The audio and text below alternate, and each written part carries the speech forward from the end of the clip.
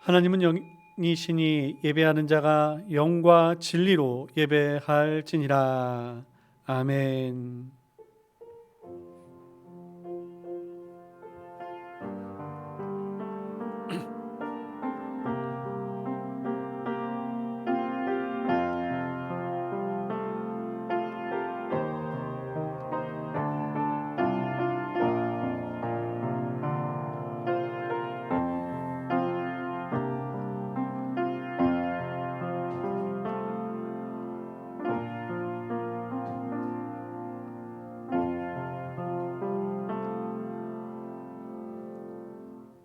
거룩하신 하나님 아버지, 한 주간도 저희들을 지켜주시고 하나님 앞에 나와 찬양과 영광 돌리게 하여 주시니 감사드립니다. 이 시간 한 주간 동안 지었던 모든 죄악과 그리고 허물들을 주님 앞에 내려놓사오니 예수 그리스도의 보혈의 공로로 깨끗게 하시고 신실함과 거룩함으로 하나님 앞에 온전한 예배 드리게 하여 주시옵소서. 예배 처음 시작하는 시간입니다. 마치는 시간까지 주님 홀로 영광 받아 주시옵고 우리의 구세주 되신 예수님의 이름으로 기도드리옵나이다. 아멘. 아멘. 찬송가 29장 함께 찬양하시겠습니다.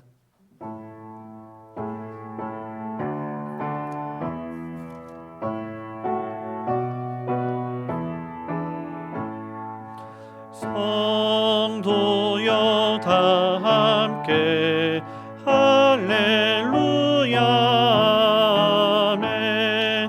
주 찬양하여라 할렐루야 아멘. 주 보좌 앞에서 택하신 은혜를 다 찬송하여라 할렐루야 아멘. 만문을 열어라 할렐루야 아멘. 온 하늘 울려라 할렐루야 아멘. 인도자 되시며 친구가 되신 주 그 사랑 끝없다 할렐루야 아멘. 주 찬양하여라 할렐루야 아멘. 찬양은 끝없다 할렐루야 아멘. 거룩한 집에서 춘총 기리며 늘 찬송 부르자 할렐루야 아멘. 아멘. 우리 함께 교동문 교독하시겠습니다. 주보를 참조해 주시기 바랍니다. 내가 비옵는 것은 그들을 세상에서 데려가시기를 위함이 아니요 내가 세상에 속하지 아니함 같이 그들도 세상에 속하지 아니하였사옵나이다.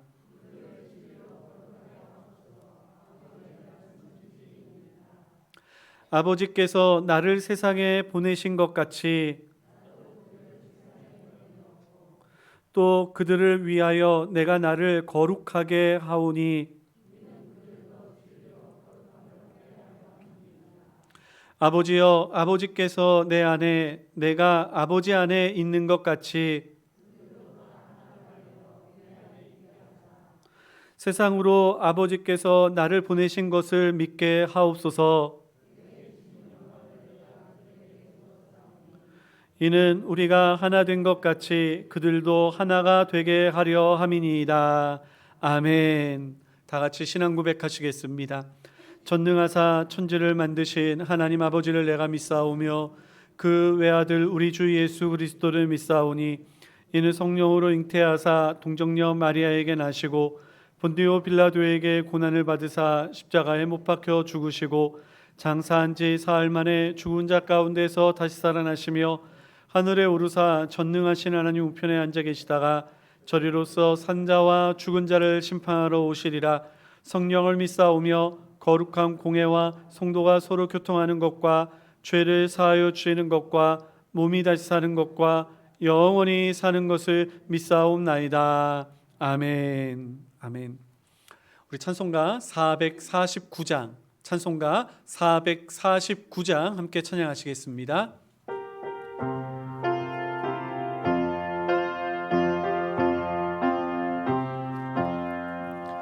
예수 따라가며 복음 순종하며 우리 행할 길 완하겠네.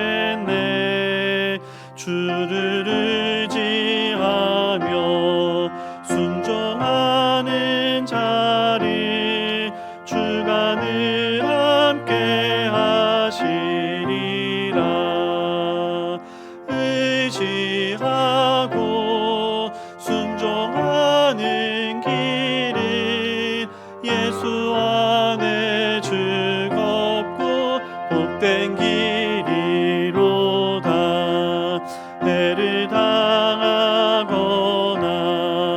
우리 고생할 때 주가 위로해 주시겠네.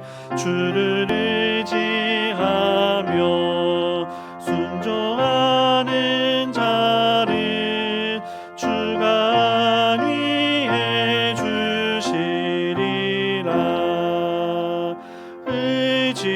의지하고 순종하는 길은 예수 안에 즐겁고 복된 길이로다. 남의 짐을 지고 슬픔 위로하며 주가 상급을 주시겠네. 주를 의지하며 순종하는 자를 항상 복 내려 주시리라. 의지하고 순종하는 길은 예수 안에 즐겁고 복된 길이로다. 우리 받은 것을 주께 다 드리면 우리 기쁨이 넘치겠네. 주를 의지하며 순종하는 자를 은혜 풍성케 하시리라.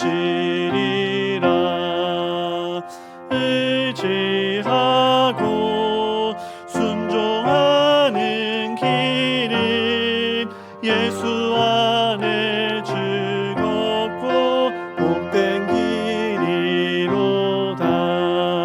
주를 힘입어서 말씀 잘 배우고 주를 모시고 살아가세. 주를 의지하며 순상 순종하며 주가 사랑해 주시리라. 의지하고 순종하는 길은 예수 안에 즐겁고 복된 길이로다.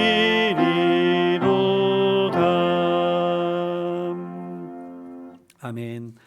이 시간 함께 기도하실 때 권혁한 목사님 예배를 위해서 기도해 주시겠습니다. 함께 기도하시겠습니다.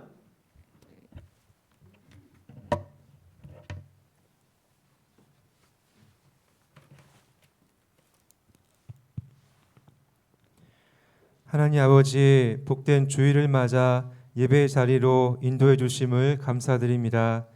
이 시간 영상 예배와 현장 예배로 함께 드리는 모든 성도들이 영과 진리로 바르게 예배하며 영광 올려드리게 하여 주옵소서. 그리고 위로부터 내려주시는 은혜와 평강 가운데 죄로부터는 멀어지고 하나님께로 더욱 가까워지는 복된 시간이 되게 하여 주옵소서. 하나님 아버지, 이 시간 교회를 위해 기도드립니다. 먼저 주님의 몸된 교회를 위해 세우신 담임 목사님에게 성령 충만함과 지혜를 더하여 주시고 영육 간의 강건함을 허락해 주셔서 교회를 이끌어 나가시는데 조금도 부족함이 없게 하옵소서. 그리고 교회에 속한 귀한 성도들을 위해 기도드립니다.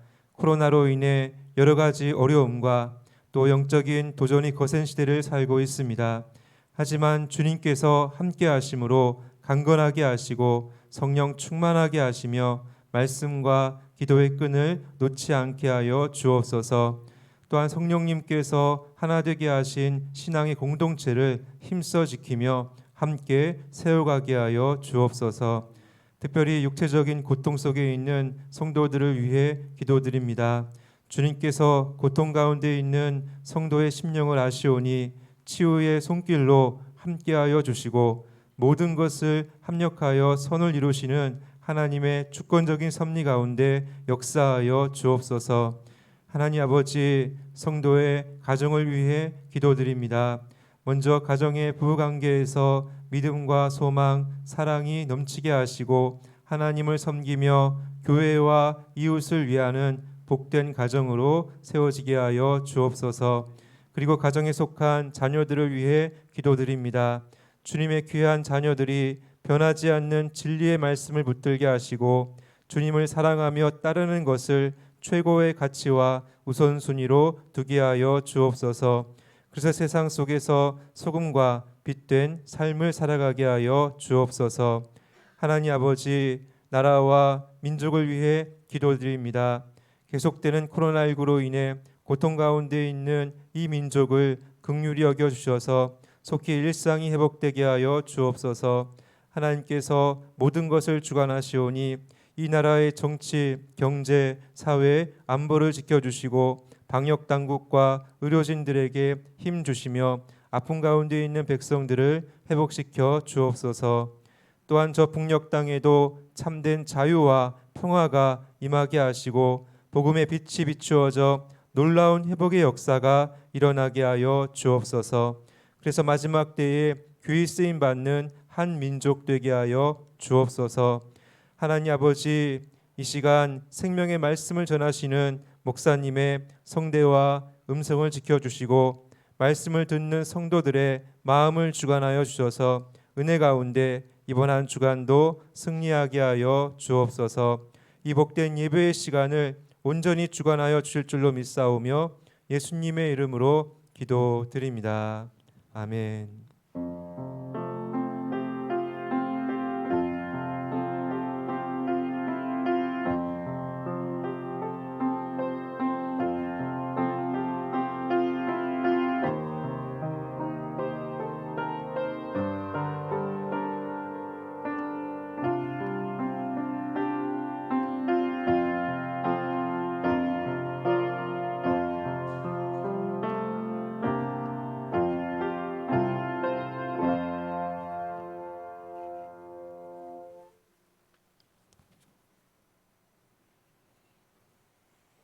이 시간에는 하나님의 말씀 함께 보겠습니다.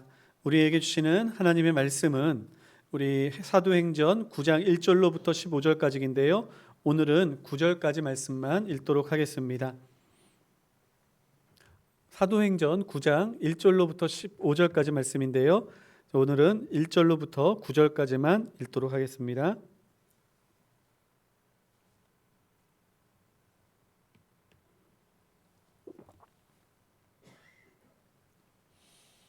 찾으셨으면 우리 한 절씩 교독하시겠습니다. 제가 먼저 1절 말씀을 읽겠습니다.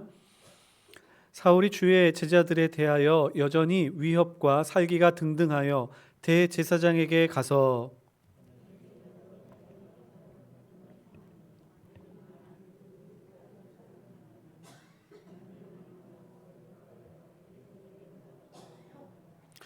사울이 길을 가다가 다메섹에 가까이 이르더니 호련히 하늘로부터 빛이 그를 둘러 비추는지라.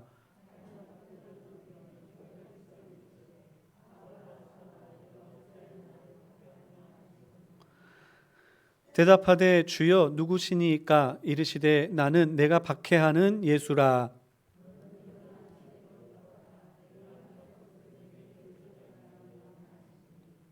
같이 가던 사람들은 소리만 듣고 아무도 보지 못하여 말을 못하고 서 있더라.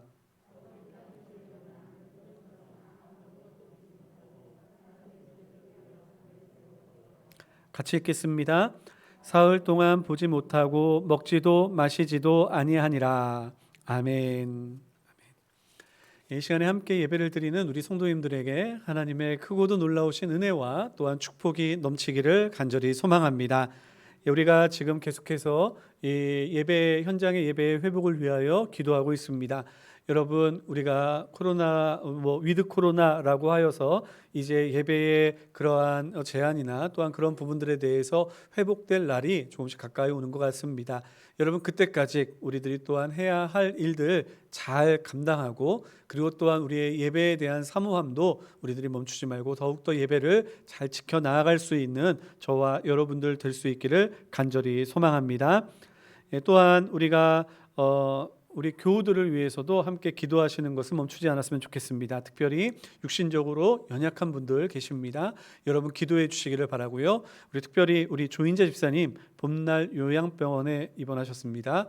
이제 몸을 추스리고 또한 치료를 받을 수 있는 그러한 그런 기회를 또 가질 수 있도록 여러분 기도해 주시고요. 그래서 우리 기도의 능력이 얼마나 큰지를 우리 또한 우리 성도들의 기도를 통하여 저희들이 또한 체험할 수 있기를 바랍니다. 우리 최요한, 김나연 성도 가정 이제 작전동 이편한 세상 아파트로 지난주 중에 이사를 하였습니다. 우리 일부 예배 때 나와서 우리 대신하여 기도를 하였는데요. 우리 젊은 세대 하나님 앞에서 더욱더 믿음으로 더 깊이 믿음의 뿌리를 더 뻗을 수 있는 그러한 축복된 가정 될 수 있도록 기도해 주시기를 바랍니다. 우리 다른 광고는 주보를 참조해 주시기를 바랍니다. 우리 잠시 기도하겠습니다.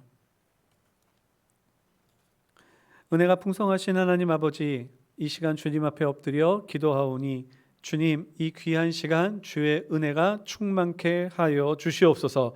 무엇보다 말씀으로 인하여 충만한 은혜가 넘치기를 소망하오니 하나님 마음의 문을 열고 주를 갈망하는 사랑하는 모든 성도들에게 하늘의 크신 은혜가 넘쳐나게 하여 주시옵소서.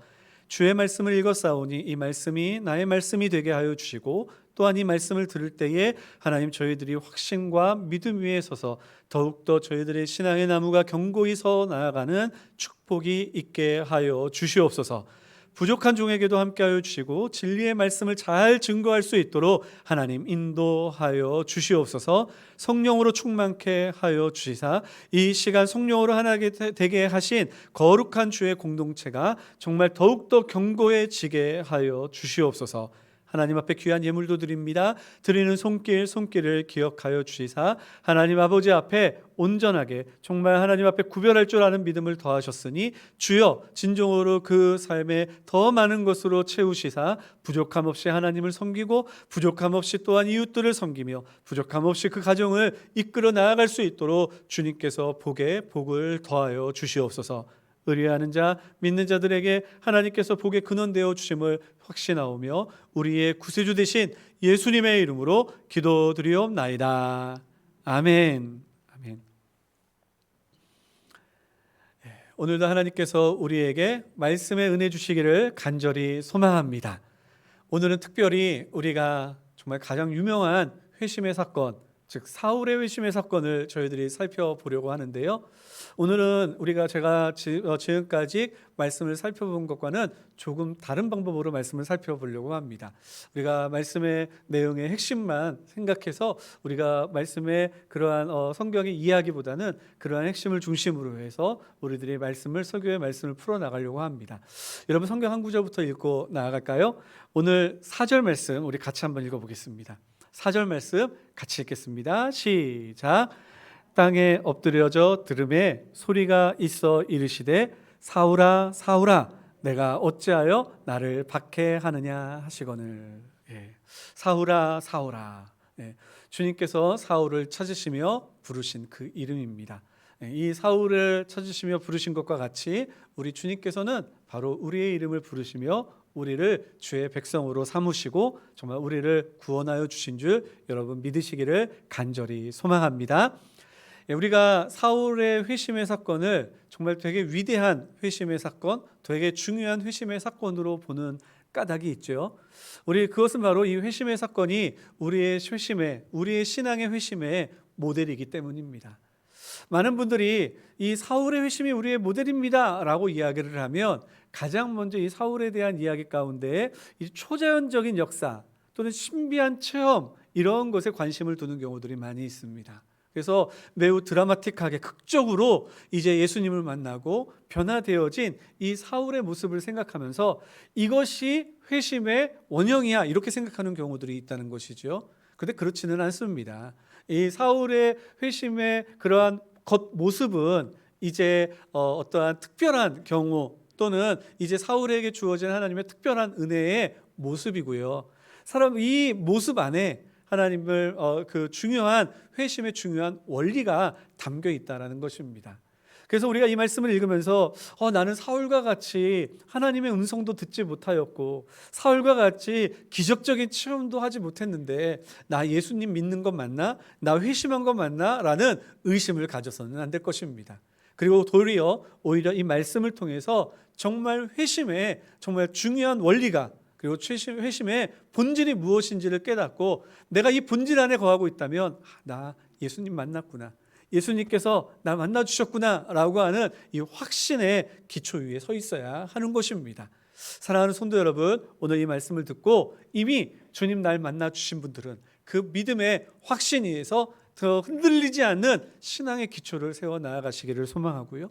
혹시나 아직까지 예수 그리스도가 나의 구세주이심을 확신하지 못하시는 그리고 믿지 못하시는 분들이 있다면 주님 만나셔서 정말 구원의 기쁨, 놀라운 은혜를 체험하는 축복이 있기를 간절히 소망합니다. 자, 오늘 본문의 말씀을 보면 이제 진정한 회심에 대한 모습을 보여주고 있는데요. 그 모습의 핵심은 이렇습니다. 오늘은 제가 그 회심에 대해서 크게 세 가지를 가지고 얘기할 텐데 오늘은 첫 번째 것만 이야기할 거예요. 그 첫 번째 것은 무엇이냐면 바로 진정한 회심이란 무엇인가라는 것입니다. 여러분, 진정한 회심이라는 것은요, 바로 예수님을 만나는 것, 예수님을 구주로 영접하는 것, 이것이야말로 진정한 회심임을 여러분 믿으시기를 간절히 소망합니다. 이 회심이라고 하는 단어는요, 교회 안에서만 사용되어지는 말은 아닙니다. 전 종교적인 언어로도 사용되어지고요, 심지어는 일반적인 사회에서도 사용할 수 있는 단어입니다. 회심이라고 하는 말 자체가 마음이 돌아선다라는 의미 아니겠습니까? 그렇기 때문에 이 회심이라고 하는 단어를 사전에서 찾아보면 마음을 돌이켜 잘못된 길에서 올바른 길로 나아가는 것, 이것을 회심이라고 이야기를 하고 있습니다. 그래서 세상 사람들이 큰 잘못된 죄악된 길에 빠져 있다가 범죄의 길에 빠져 있다가 내가 이제는 좀 착하게 살아보자, 내가 이제는 좀 옳은 길, 다른 사람에게 좀 유익을 주는 길을 살아보자 라고 이야기할 때 그렇게 그러한 모습으로 마음이 변화되어진다면 우리는 그들을 향해서 회심했다라고 이야기할 수 있을 것입니다. 그런데 우리가 보통은 그렇게 회심이라고 하는 단어를 그렇게 딱 집어서 이야기하지는 않죠. 그럴 때는 정신 차렸네, 이제 제대로 된 길로 돌아서는구나, 이제 좀 바른 길로 가는구나, 이렇게 표현을 하지 그 사람을 향해서 회심했다라고 표현하지는 않습니다. 그래서 이러한 회심이라고 하는 단어는요, 종교적인 색채를 많이 띠고 있습니다. 그래서 사전을 찾아보면 첫 번째는 그냥 잘못된 길에서 돌이키는 것이 회심이라고 이야기하지만 우리 두 번째를 딱 살펴보면 이제 자신을 깨닫고 마음을 돌이켜 종교에 귀의하는 것, 그것이 회심이라고 이야기를 합니다.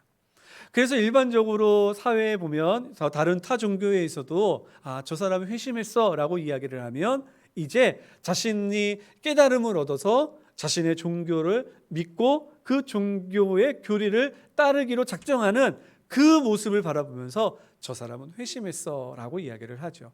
일반적으로 회심이라고 하는 단어라 사용하면 사람들의 마음속에는 종교적인 색채를 많이 갖고 있기 때문에 이 두 번째 의미로 생각하는 경우들이 많이 있습니다. 그래서 교회 안에서 저 사람은 기독교로 회심했네 이렇게 표현을 하면 이제 교회 안에 예수님을 믿기로 하고 그래서 교회 안으로 나아오는 것, 그것을 가리켜 회심한 것이라고 표현하는 것 같습니다. 그런데 성경에서 말하는 회심이라는 것은요, 이러한 모습은 아닙니다. 우리가 흔히 이야기하는 것처럼 깨달음을 얻어서 그래서 이제 종교적인 생활로 들어와 나의 삶을 종교적인 삶으로 또는 나의 삶을 종교적인 지식으로 채워나간다고 해서 우리는 그것을 회심했다라고 표현하지 않는다는 것입니다. 내가 이제 예수님을 믿겠습니다. 내가 이제는 교회 다니겠습니다. 내가 이제는 말씀을 배우겠습니다. 내가 이제는 종교적인 예배 빠지지 아니하고 항상 기도하는 생활, 말씀 읽는 생활, 그리고 또한 예수님의 말씀과 같이 다른 사람을 사랑하는 생활로 나의 삶을 채워나가겠습니다 라고 이야기한다고 해서 우리들은 그 사람을 가리켜 회심한 사람이라고 단정짓지 않는다라는 것입니다. 왜 그럴까요? 성경에서 말하는 회심이라고 하는 참된 의미는 단순히 스스로 내 삶을 돌이켜 예수님 앞으로 나와왔다라는 것을 의미하는 것이 아니기 때문입니다. 진정한 회심이라는 것은, 그리고 우리가 회심했습니다라고 이야기하는 것은, 그것은 나의 그러한 의지로 행동을 무엇인가 변화시키겠다 결단하는 결단의 순간이 아니라 바로 그 사람이 예수님을 진정으로 만났을 때, 예수님을 나의 삶 속에서 나의 믿음으로 고백하고 나에게 찾아오신 예수님을 영접하였을 때, 그때가 바로 회심의 때요, 회심의 본질이라고 우리들은 이야기하는 것입니다. 그래서 오늘 본문의 말씀과 같이 우리가 오늘 본문의 말씀을 사울의 회심의 사건이라고 이야기하는 것은 죄로 교회를 핍박하기 위하여 자신의 열심을 위하여 최선의 노력을 다하고 있었던 그 사울에게 예수님께서 찾아오셔서 그를 만나주시고 그 하나님 앞에 굴복하고 그 예수님을 나의 구주로 사울이 영접하였기 때문에 이 사건을 가리켜 사울의 회심의 사건이라고 부르게 되는 것입니다. 사랑하는 성도 여러분, 우리가 신앙생활을 하면서 종교적으로 귀의했다고, 내가 깨달음이 있어서, 내가 무엇인가 갈망이 있어서 교회에 나왔다고 우리들은 다 회심한 사람, 구원에 이른 사람이라고 말할 수는 없을 것입니다.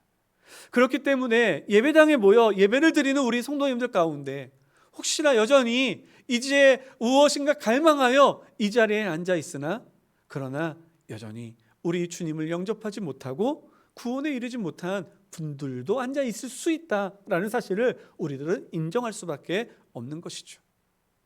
그렇기 때문에 우리들은 날마다 이 강단에서 이 회심에 대한, 예수님을 만나는 것에 대한, 예수님이 나의 구세주가 되어 주신 것에 대한 이 복음이 날마다 증거되어지고 선포되어지고, 정말 그분들이 예수님을 만나 주님이 나의 구세주십니다, 주님이 나의 주님이십니다라고 하는 이 믿음의 고백이 입술에서 확신 가운데 선포되어질 수 있도록 우리들은 복음 증거하는 것을 멈추지 말아야 하는 것입니다.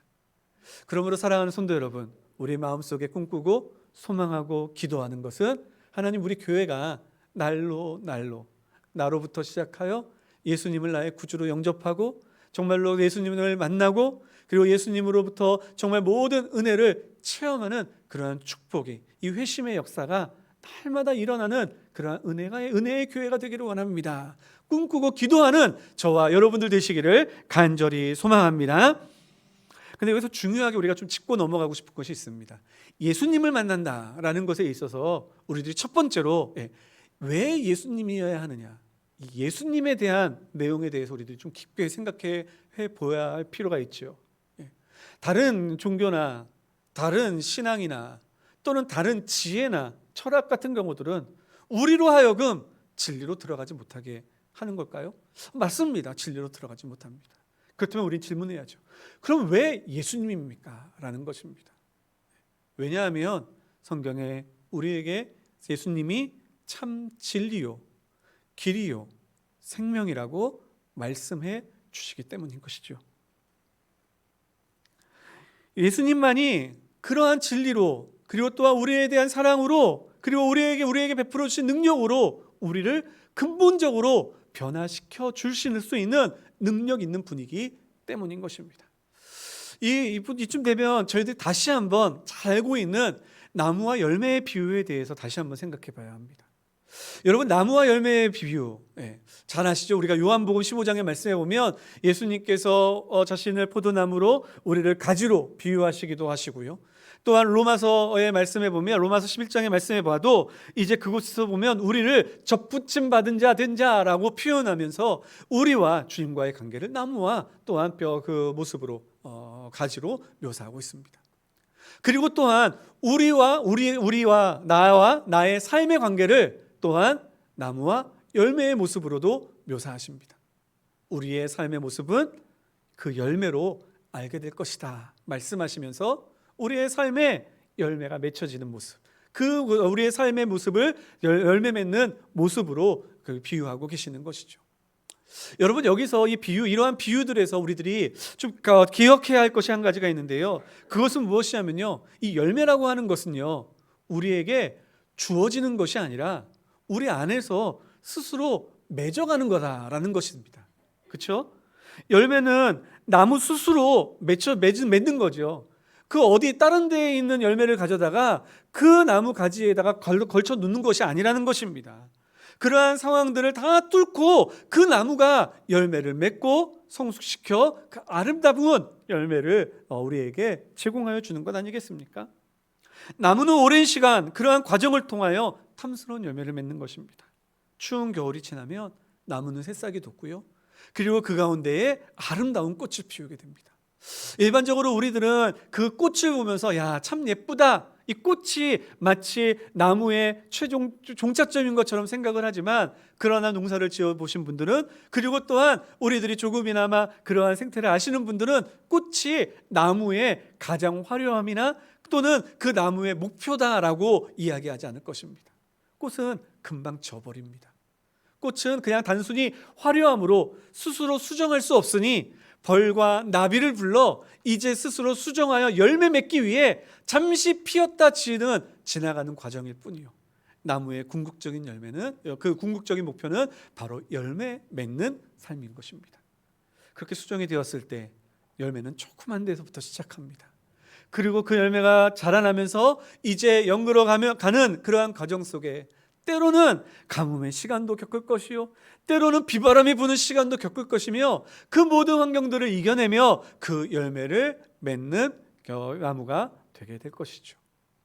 이와 같이 나무는 그 열매를 다른 곳에서부터 취하는 것이 아닌 스스로 열매 맺는 삶을 살아가고 있다는 사실을 우리들은 깨달아야 할 것입니다. 두 번째는요, 또 한 가지는 뭐냐면, 나무의 열매는 나무로 인하여 정하여진다라는 것입니다. 열매는 그 나무로 인하여 결정되어진다라는 것이죠. 예를 들어 죽은 나무에는 열매를 맺을 수가 없고요, 살아있다 할지라도 사과는 절대로 배나무에서 열릴 수가 없습니다. 그 열매가 맺혀지느냐 맺혀지지 않느냐, 그 열매가 어떤 종류의 열매를 맺느냐라고 하는 사실은, 그러한 내용은 바로 그 나무가 어떤 나무냐라는 것에 따라 이제 그 열매의 내용과 그리고 열매의 유무가 결정되어진다는 사실을 우리들은 기억해야 할 것입니다. 이 비유가 우리들에게 이 두 가지 사실을 깨닫게 해준다면 그것이 우리의 삶 속에 어떤 은혜로 통찰력을, 우리에게 어떤 인생의 통찰력을 주는 걸까요? 첫째로는 여러분, 우리의 삶의 열매는요, 다른 곳에 있는 것이 아니라 우리들이 열심히, 우리들이 노력하고 우리들의 삶의 과정을 통하여 맺혀지는 것이, 그것이 바로 우리가 꿈꾸고 바라는 삶의 열매라는 사실을 우리들이 잊지 않았으면 좋겠습니다. 여러분, 우리는 자꾸만 이 삶의 열매를 다른 누군가에게 의존하려고 합니다. 환경에 의존하려고 하고, 또는 부모님에게 의존하려고 하고, 때로는 나에게 능력이 있는 어떠한 사람들에게 의존을 하려고 하고, 자꾸만 어떠한 다른 곳에서부터 그 삶의 열매를 추구하려고 합니다. 그래서 행복한 삶, 그리고 도덕적으로 올바른 삶, 거룩한 삶, 의로운 삶을, 그리고 또한 내가 바라는 그 삶들, 꿈들을 외부에서 무엇인가 취함으로 그것을 얻을 수 있다라고 생각을 합니다. 그런데 그렇지 않습니다. 그 삶은 내 안에서부터 연그러져 맺어지는 열매라는 사실을 여러분 꼭 기억하시는 저와 여러분들 될 수 있기를 간절히 소망합니다. 그런데 더 중요한 것은 여기에 있습니다. 그런데 내 스스로 그것을 열매를 맺기 위하여 발버둥을 치면요, 우리들이 원하고 바라고 꿈꾸는 열매들이 맺혀지지 않는다는 것입니다. 왜 그럴까요? 나라고 하는 나무는 원래 생명력 없이 죽은 나무이기 때문에 아무리 그곳에 물을 주고 아무리 그곳에 거름을 줘봤자 그곳에는 열매를 맺을 수가 없다는 것입니다. 아니 기껏 살아있는 나무라고 비유를 한다 할지라도 나는 죄의 나무요, 나는 정욕의 나무요, 나는 욕심의 나무요, 시기의 나무이기 때문에 나에게 여러 가지의 환경이 아름답고 조화롭게 주어진다 할지라도 그곳에서 맺혀지는 열매는 죄의 열매에 불과할 것이요, 정욕의 열매에 불과할 것이요, 그 열매는 결국 나로 이제 실망과 좌절로 이끌어가는 그러한 악한 열매들만이 맺혀지게 되는 것이죠. 많은 지혜자들과 종교인들은요, 그것을 알았습니다. 나무가 중요하구나. 그래서 그 종교인들은요, 이 본질인 나를 변화시키기 위하여 우리가 어떻게 하면 변화될 수 있을까? 그래서 수많은 자기 수양법을 개발하기도 하고요, 때로는 엄격한 그러한 그 삶의 질서를 세움으로 말미암아 자신을 이제 좀 엄격하게 다듬어 가려고 하는 시도들도 많았습니다. 요즘은 조금 바꿈업을 바꿔 위로의 메시지, 그리고 또한 사람들에게 용기를 주는 메시지, 힐링이 되는 메시지를 줌으로 말미암아 이제 너희들 포기하지 않으면 다 할 수 있어 라고 이야기하며 이제 우리로 하여금 이제 그 아름다운 열매를 맺을 수 있다라고 이야기를 합니다. 그런데 여러분, 죽은 나무에 아무리 그곳에다가 수액을 쏟아도요, 그 죽은 나무는 절대로 생명력을 얻지 못하는 줄 여러분 아시기를 바랍니다. 또한 아무리 그 범죄의 나무, 죄악된 나무, 정욕의 나무에 그곳에다가 아무리 양질의 비료를 갖다 놔도 그곳에서는 죄의 열매밖에 맺혀지지 못함을 여러분 기억하시기를 바랍니다. 그럼 어떻게 해야 할까요? 그럼 우리는 어떻게 해야 하냐라는 것이 더 중요한 것이죠. 여러분, 그것은 바로 우리가 오늘 본문은 아니지만 우리 로마서 11장 24절 말씀을 한번 찾아서 읽어보도록 할까요? 우리 사도행전 다음이 로마서니까요. 우리 로마서 11장 24절 말씀이에요.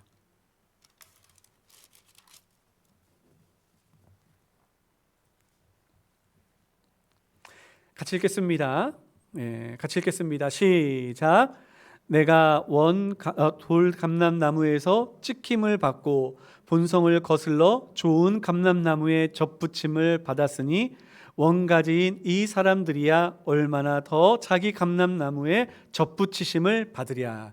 이것은 이제 이스라엘의 구원에 대해서 이야기를 하고 계신 건데요. 저 말씀을 좀 펴주시겠습니까? 계속. 그런데 여기에 말씀에 보면 이방인이었던 사람들에게 구원의 메시지를 증거하시면서 너희가 구원받은 것에 대해서 묘사를 하면서 뭐라고 이야기하냐면, 원래는 돌 감람나무에 있었지만 찍힘을 받아, 거기서부터 자름을 받아 본성을 거슬러 어떻게 됐다고요? 좋은 감람나무에 접붙임을 받았다라는 것입니다. 여러분, 우리가 원래 어떤 나무였다고요? 죄의 나무였다고요. 원래 우리가 어떠한 그러한 본성을 가지고 있었다고요? 악한 본성을 가지고 있었다고요. 그곳에 수액을 아무리 쏟아부어도 무엇합니까? 그것에 좋은 비료를 주면 무엇합니까? 그래봤자 맺히는 것은 악한 열매요, 그리고 죄악의 본성의 열매뿐인걸요. 그런데 우리는 그곳에서 찍힘을 받아 이제 그곳에서부터는 떨어짐을 당하였고, 이제 좋은 감람나무에 접붙임을 받았으니 이제 우리는 더 이상 악의 나무가 아니요, 그리고 죄악의 나무가 아니라 우리는 의로운 나무, 거룩한 나무, 그리고 참된 그러한 의의 열매를 맺는 참된 나무임을 여러분 믿으시기를 간절히 소망합니다. 자, 그러면 이 원래의 좋은 나무, 이 좋은 나무가 뭘까요? 그게 바로 예수님이시라는 겁니다. 그분이 바로 예수님이시라는 겁니다. 예수님 안에 생명이 있고요, 예수님 안에 의로움이 있고요, 예수님 안에 우리가 그렇게 바라고 소망했던 거룩함과 행복함과 그리고 또한 사랑의 본질이 바로 그 예수님 안에 있는 것입니다. 그래서 성경은 로마서의 말씀에서는 우리가 이제 악한 그 나무에서 잘림을 받아 이제 좋은 나무, 예수의 나무에 접붙임을 받았기에 이제 우리들은 예수님으로부터 생명력을 공급받을 것이요, 또한 의로움을 공급받을 것이요, 거룩함을 공급받을 것이요, 그래서 우리들에게는 정말로 의의 열매, 생명의 열매가 맺혀지게 되는 줄 여러분 믿으시기를 간절히 소망합니다. 그것을 오늘 본문의 말씀은 만났다, 예수님을 영접했다라고 표현하고 있는 것입니다. 오늘 이 자리에 앉아 계신 우리 성도님들은 예수님을 다 알고 계신 줄 믿습니다. 그 예수님을 이제 알면서 더 한 걸음 쌓아가 믿고 나의 신앙의 구주로 영접하는 은혜가 있기를 예수님의 이름으로 축원합니다. 그래서 이제는 나는 더 이상 죄의 나무가 아니라 예수의 나무에 접붙임 바 된 그의 의의 가지로 우리들이 온전히 설 수 있는 저와 여러분들 될 수 있기를 간절히 소망합니다. 중요한 것이 있습니다. 그런데 이 예수님을 어떻게 만나느냐? 수많은 종교인들과 수많은 지혜자들은요, 이 의를 찾기 위해서 무엇인가 본질을 찾기 위해서 발버둥을 쳤습니다. 그런데 예수님을 만났을까요? 아니요, 예수님 만나지 못했습니다. 스스로 발버둥을 치어 무엇인가를 찾고 무엇인가를 얻으려고 한다고 예수님을 만날 수 있는 것은 아닙니다. 예수님을 만나는 것은요, 주님께서 나를 찾아오심으로 우리가 만날 수 있게 되는 것임을 여러분 확신하시기를 간절히 소망합니다. 사울에게 예수님 찾아오셨습니다. 죄 많아 눈먼 인류에 예수님께서 친히 인간이 되어 이 땅에 내려오셔서 우리를 만나 주셨습니다. 많은 사람들은 예수님을 찾고 또 찾고 찾는데 예수님을 만날 수 없자 예수님이 없다 이야기합니다. 여러분 당연하죠. 예수님은 하나님이십니다. 우리가 교리 시간에 배웠듯이 이거 많은 이야기를 해야 되지만 그냥 우리들이 하나님이심을 믿음으로 고백하니까 예수님은 하나님이십니다. 다른 이야기로 하면 우리의 생각과 이성과 우리의 경험으로 담을 수 없는 초월적인 하나님이십니다.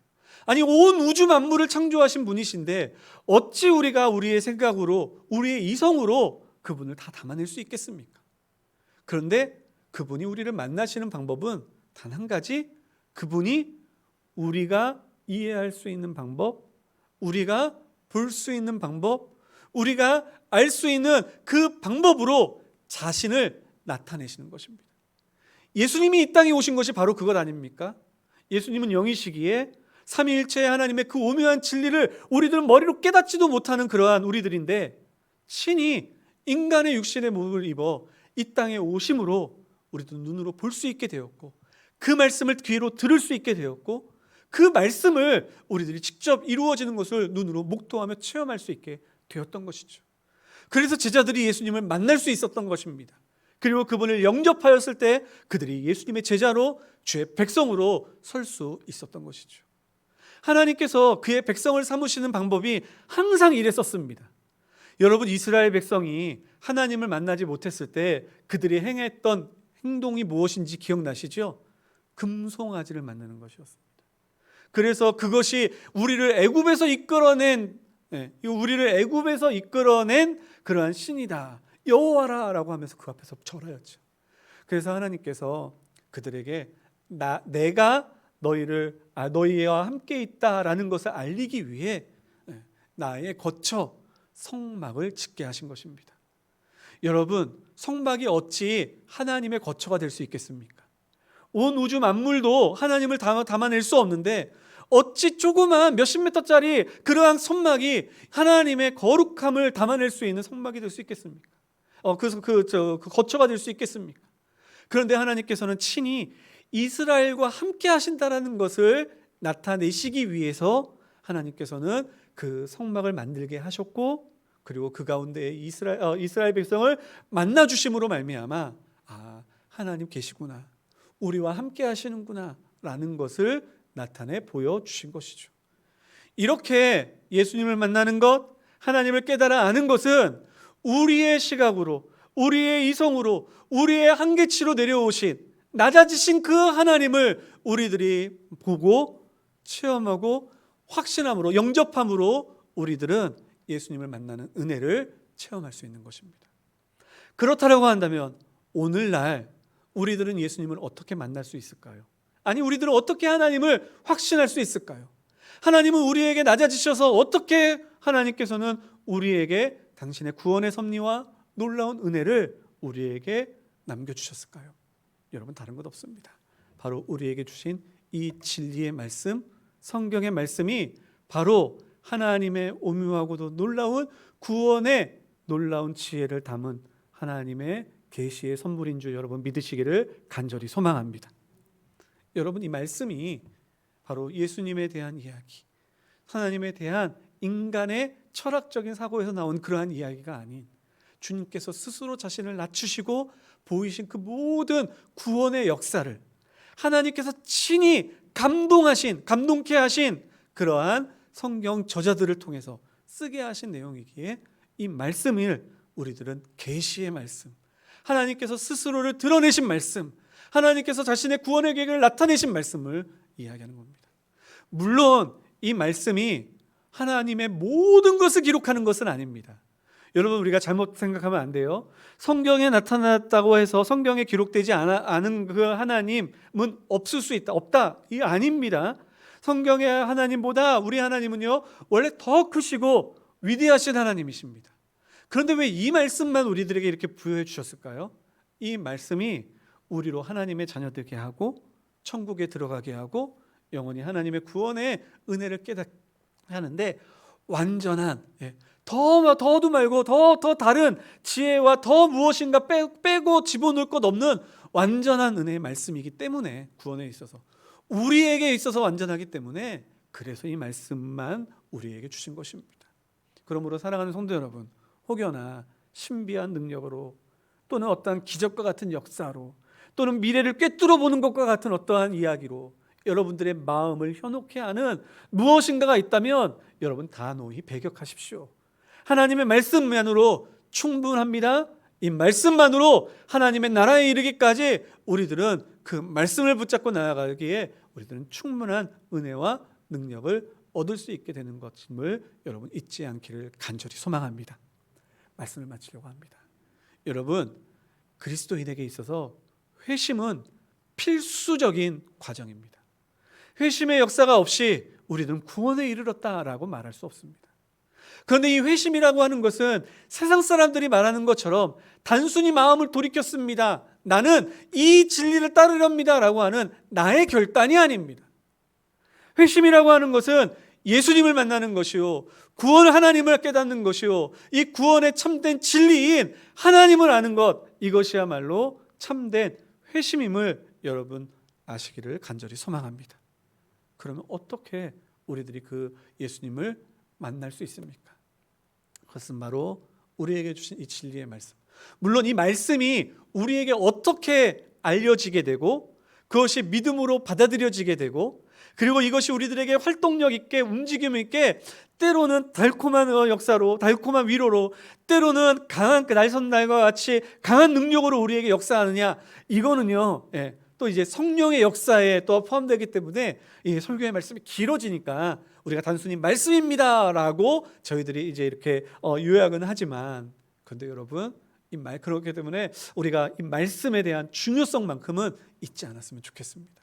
그래서 우리 성도님들이 예배를 드리면 드릴수록 이게 좀 지루해, 답답해, 알지 못하겠어 라고 생각되어졌던 그러한 성경책의 글자들이 이제는 정말 성경의 저자들의 고백과 같이 꿀보다, 송이꿀보다 더 단 하나님의 은혜의 말씀으로 나에게 다가와 나에게 힘 주시고 위로함 주시는 하나님의 말씀으로, 때로는 내가 어긋날 길로 가고 잘못된 길로 갈 때에 완악하고 답답한 나의 심령까지도 깨트려 버리시는 좌우의 날섬검과 같이 강하고 능력 있는 말씀으로 이 말씀이 살아 움직여 예수 그리스도를 믿게 하시고 예수 그리스도의 보혈만이 나의 생명입니다 고백해 하시는 하나님의 놀라운 섭리가, 그리고 역사들이 우리의 신앙인의, 우리의 성도님들의 마음과 그리고 그 가정과 그 삶 속에 아름답게 나타나기를 간절히 소망합니다. 우리 시간에 함께 찬양했으면 좋겠습니다. 여러분, 그 하나님을, 예수님을 우리들이 갈망하면서 소망하면서 우리 좀 찬양했으면 좋겠는데요. 주보에 나와 있는 것과는 좀 다르게 우리 슬픈 마음이 있는 자, 몸과 영혼 변는 자, 우리 이 찬양 함께 찬양했으면 좋겠습니다.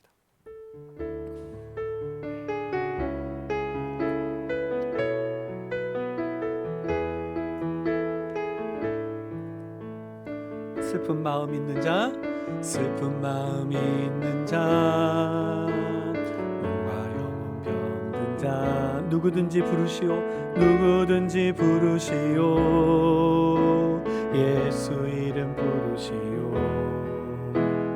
그 이름을 믿는 자, 그 이름을 부르는 자, 그가 어떤 사람이든 그는 구원 얻으리. 슬픈 마음 있는 자, 슬픈 마음 있는 자, 몸과 영혼 병든 자, 누구든지 부르시오, 누구든지 부르시오, 예수 이름 부르시오. 그 이름을 믿는 자, 그 이름을 외치는 자, 그가 어떤 사람이든 그는 주의 영광 보리라. 예수 예수 예수 예수, 오 능력의 그 이름 예수, 나 외쳐 부르네. 예수 예수, 오 구원의 그 이름 예수, 나 외쳐 부르네. 예수 그리스도. 은과 금 내게 없으나, 은과 금 내게 없으나, 나 가진 것 너에게 주리. 능력의 이름 예수라. 그 이름을 부르시오. 그 이름을 믿는 자, 그 이름을 외치는 자, 그 이름을 외치는 자, 그가 어떤 사람이든 그는 주의 영광 보리라. 예수 예수 예수 예수, 오 능력의 그 이름 예수, 나 외쳐 부르네. 예수 예수 예수, 오 구원의 그 이름 예수, 나 외쳐 부르네. 예수 그리스도. 예수 예수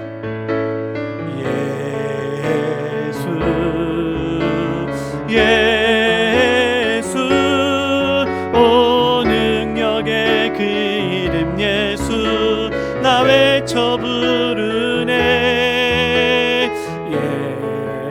예수 예수, 오 구원의 그 이름 예수, 나 외쳐 부르네. 예수 그리스도. 우리 이 시간에 함께 잠시 기도했으면 좋겠습니다. 여러분, 예수님을 마음으로 믿어 입으로 시인하여 나의 구주로 영접하셨습니까? 이 자리에 앉아 계신 대부분의 분들은 아마 그렇게 하신 줄 믿습니다. 하지만 혹시나 이 가운데에서 여전히 내가 예수님을 믿는 것 같지만, 그런데 여전히 내가 예수님을 만났나 의심이 되고, 내가 성경의 말씀을 믿는 것 같으나 여전히 마음속에 확신이 들지 않으신 분들이 계시다면, 예수님의 이름을 부르며 주여 나에게 확신을 주시고, 주님 나에게 이 진리의 말씀이 정말로 나에게 생명임을 깨닫게 하시는 은혜가 있게 하여 주시옵소서. 더 부르짖을 수 있는 우리 성도님들 될 수 있기를 간절히 소망합니다. 뿐만 아니라 우리 이 교회가 날마다 이와 같이 예수의 이름이 증거되어지고 또한 그 예수님을 만나는 사람들이 많이 일어나 회심의 역사들이 그치지 아니하는 교회가 될 수 있도록 여러분 기도해 주시기 바랍니다. 여러분, 회심의 그러한 일들이 멈추어지고 있습니다. 예수의 이름이 지식적으로만 증거되어지고 예수의 이름을 붙잡고 눈물을 흘리며 나의 죄를 회개하고 정말로 하나님 앞에 돌아오기를 구하는 그러한 간절한 그 기도들이 멈추어지고 있습니다. 여러분, 우리가 이러한 멈춤이 이제 교회의 끝인 줄 우리가 알고 위기의식을 가지며 주여 정말로 더욱더 한 영혼이라도 주님 앞에 돌아와 주님을 만나는 은혜가 있게 하여 주시옵소서. 우리가 간절히 기도하였으면 좋겠습니다. 우리 이 시간 다 같이 한 마음으로 한 목소리로 말씀을 생각하면서 함께 기도하겠습니다. 다 같이 기도하시겠습니다. 사랑이 많으신 하나님 아버지 감사합니다. 이 시간 저희들 하나님의 말씀을 통하여 하나님 아버지여 진정으로 회심에 대하여 하나님 진정으로 우리를 예수 그리스도를 영접함에 대하여 하나님 우리들의 하나님 아버지 알게 하여 주시니 감사드립니다. 하나님 믿음의 사람으로서 하나님 주님을 아는 사람으로서 아버지 누구나 이 회심의 과정을 거치는데 아버지 하나님이여 진정으로 우리들에게 진정으로 이 말씀을 확신케 하여 주시고 믿음으로 고백케 하여 주시고 주님 아버지의 진정으로 주님이 나의 구세주이십니다. 하나님 믿게 하여 주신 하나님의 놀라운 이 은혜, 하나님이 놀라운 축복, 아버지 하나님의 그 은혜를 하나님 아버지 우리들이 잊지 않게 하여 주시옵소서. 그리하여 저희들 하나님 말씀을 읽을 때마다 주여 하나님 아버지 그리스도의 이름으로 기도할 때마다 예수의 이름을 찬양할 때마다 아버지 하나님 그 놀랍고도 크신 은혜로 말미암아 하나님 감사와 감격이 멈추지 않도록 주여 인도하여 주시옵소서. 뿐만 아니라 하나님 우리의 사랑하는 성도들 가운데 혹시나 아버지 하나님 주님 찾아가시고 하나님 두들기시며 하나님 그 마음의 문을 열고 영접하라 말씀하시지만 하나님 아버지 그 음성에 귀 기울이지 못하고 여전히 마음 문을 닫고 하나님 아버지 엉뚱한 곳에서 스스로 하나님을 찾으려 헤매고 있지는 아니하여 헤매는 자들이 있지 아니한가 두렵습니다. 하나님 진정으로 바라옵고 나옵나니 주여 그들의 눈을 뜨게 하여 주시고 귀를 열게 하여 주시고 하나님 주님께서 친히 말씀하시는 주의 말씀을 깨닫게 하여 주시옵소서. 또한 교회가 날마다 하나님 아버지여 진정으로 회심의 사역들이 날마다 일어나기를 원하오니 주여 많은 이들이 주님 앞에 돌아와 주님을 만나는 역사가 있게 하여 주시옵소서. 주님께서 나의 구세주이십니다 확신케 되는 역사들이 일어나게 하여 주시고 우리 사랑하는 성도들에게 하나님 아버지의 전도의 문이 활짝 열려지게 하여 주시옵소서. 감사드리오며 예수님의 이름으로 기도드립니다. 아멘. 우리 자리에서 일어나셔서 함께 찬양하시겠습니다.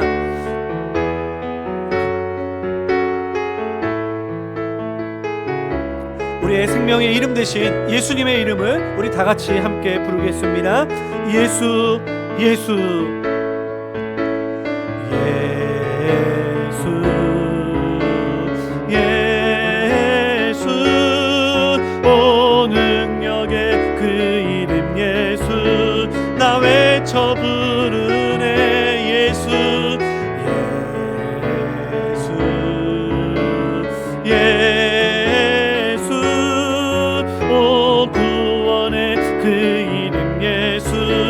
나 외쳐 부르네 예수 그리스도. 우리 다시 한번 힘있게 찬양합니다. 예수, 예수, 예수, 오 능력의 그 이름 예수, 나 외쳐 부르네 예수, 예수, 예수. 나 외쳐 부르네 예수 그리스도. 우리에게 주신 영광의 이름, 우리에게 주신 영광의 이름, 나 어찌 잠잠하리. 세상에 크게 외쳐 부르리 나의 주 예수 그리스도. 예수,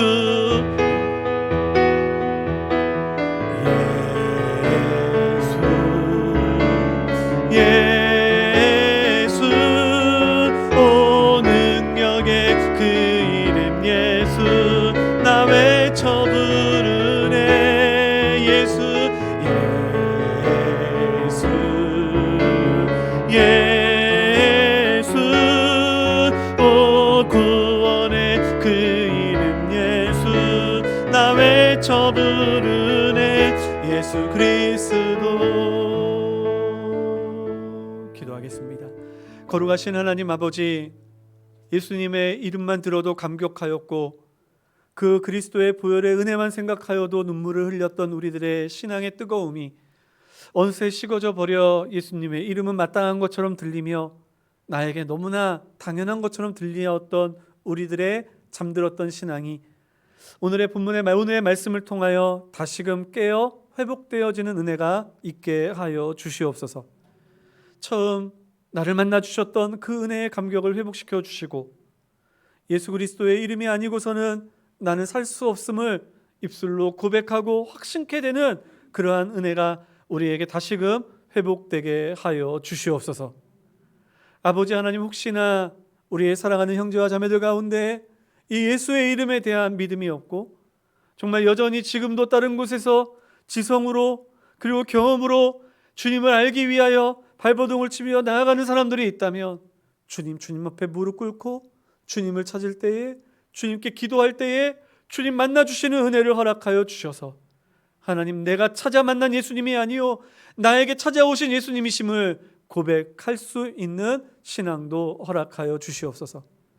또한 이러한 회심의 역사가 우리 교회 안에서 멈추지 않기를 소망합니다. 날로 예수의 이름이 증거되어지는 곳에 주님의 앞에 돌아오는 영혼들이 있게 하여 주시고, 하나님을 알고자 겸손히 엎드려 기도할 때 주님 만나 주심으로 말미암아 주님의 은혜로 인하여 구원의 역사를 체험하는, 주님께 돌아오는 놀라운 역사가 날마다 우리 교회 안에 일어나게 하여 주시옵소서.